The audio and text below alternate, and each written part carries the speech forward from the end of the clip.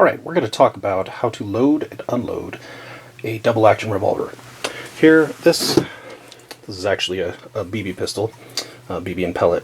It's a Crosman SNR357, but the same basic principle applies to any double action revolver. Double action, of course, refers to the fact that the trigger performs two actions.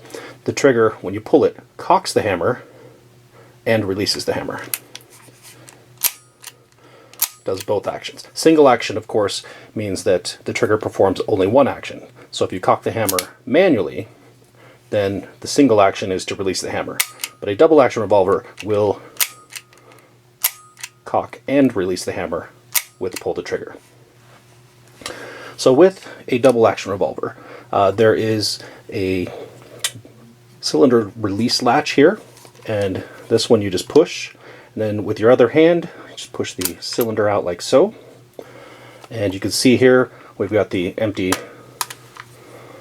rounds here, and on the side here this is an ejection rod which you can push to help with the ejection.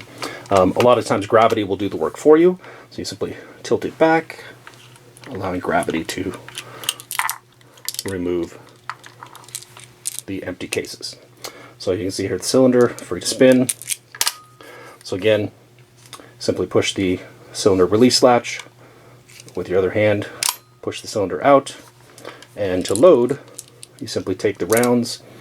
Again, these hold BBs, so but the same principle applies.